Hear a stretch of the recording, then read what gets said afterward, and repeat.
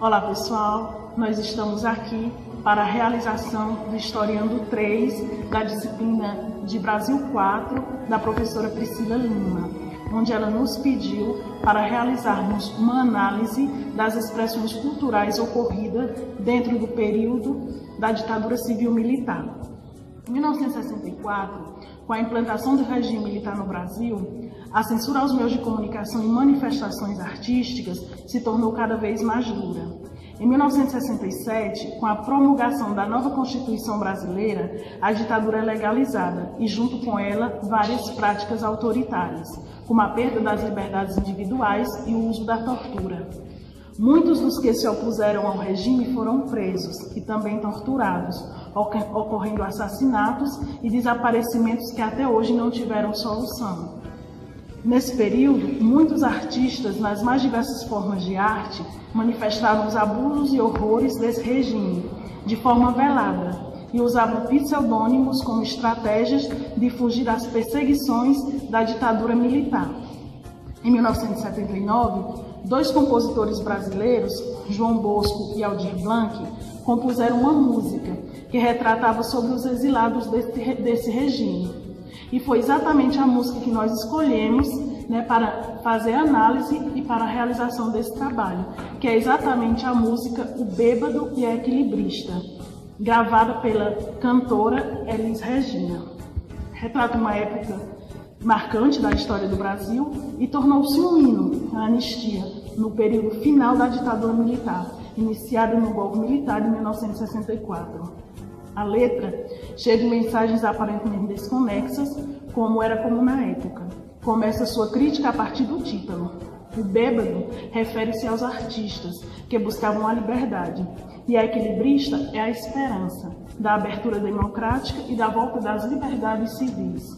O bêbado e a equilibrista marca, sobretudo, a volta da esperança e do fim do regime militar, que aconteceria em 1985 com a eleição indireta de Tancredo Neves.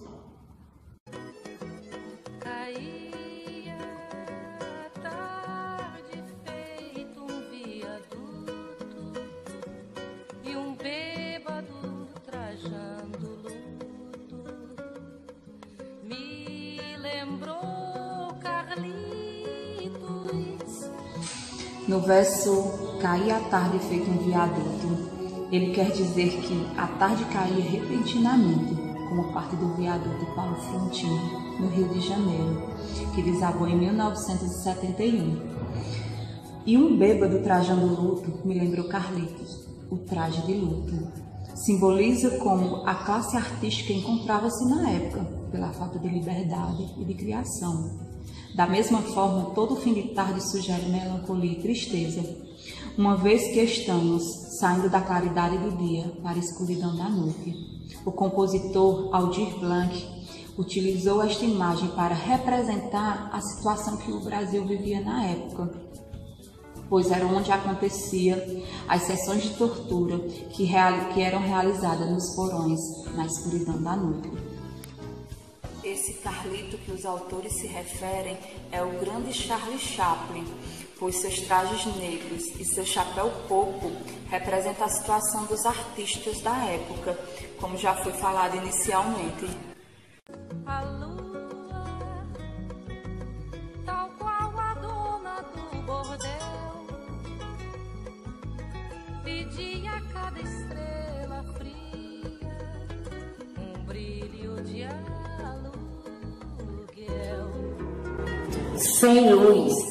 sem luz própria, a lua assume as funções de dona de bordel, pegando emprestado um pouco de brilho das estrelas, da mesma maneira como a cafetina fez com suas contratadas. Também faz a comparação de que naquele início de noite, tal qual prostitutas, as estrelas eram de brilho falso e sem vontade de brilhar. E nuvens lá no mata-borrão do céu chupavam manchas torturadas que sufocam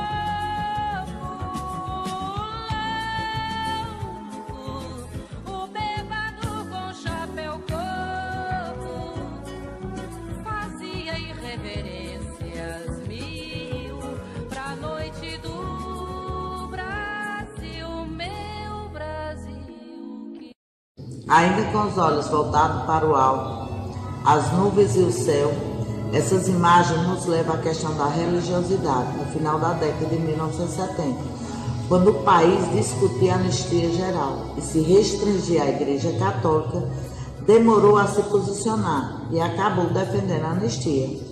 Mas com as restrições, a imagem de mata-borrão no céu demonstra o poder político e blasfêmico da Igreja. Dentro do contexto, fica evidente o protesto contra as torturas que ocorriam na calada da noite. Para saudar a noite do Brasil, só se justificava se a alegria fosse alcoólica, um bêbado, pois somente no estado de loucura poderia se reverenciar aquela realidade. Também se dá um breve enfoque no nacionalismo, que aparece nas entrelinhas do hino nacional. A nossa pátria mãe gentil faz alusão às esposas e mães que choravam por seus filhos e maridos. A primeira entidade organizada para lutar pela anistia foi o Movimento Feminista pela Anistia, criado em 1975.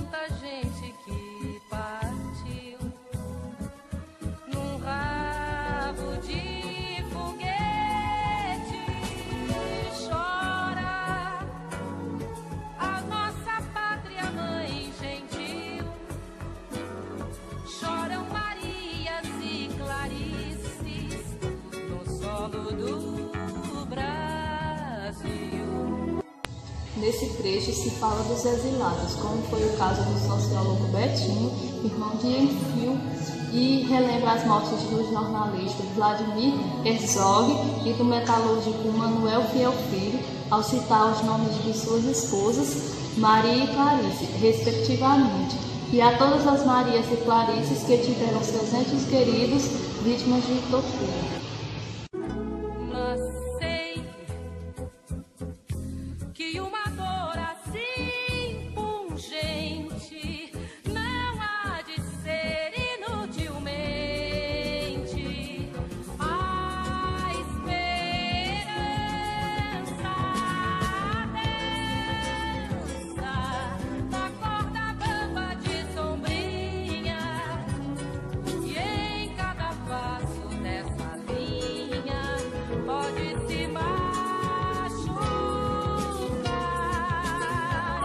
Estes versos trazem uma mensagem de força e perseverança, um aviso de que toda aquela dor e sofrimento não seriam em vão, um pedido para que os oprimidos e lesados transformassem toda a frustração em uma forma de se manterem atuantes contra o sistema.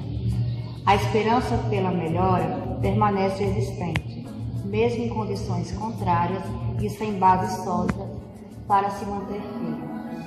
Cada passo de um equilibrista representa um perigo para si mesmo, uma vez que andando sob apenas uma linha, mesmo com todos os cuidados e cautela, a chance de cair e ter sua caminhada interrompida é grande.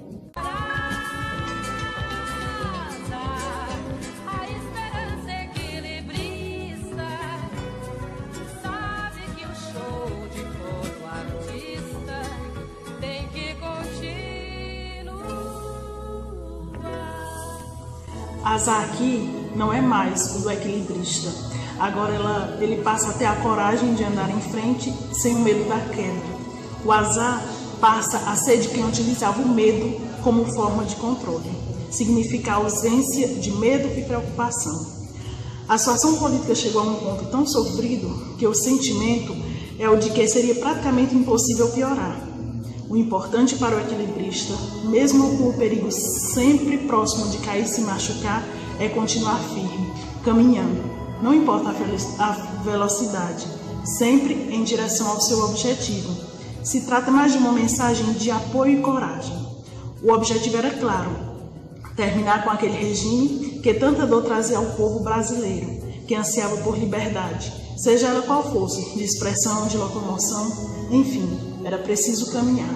Enquanto vida e esperança, como se diz, é porque armados de esperança nós temos a força de nos equilibrarmos e de acreditar que dias melhores virão. O importante é caminhar mantendo o equilíbrio.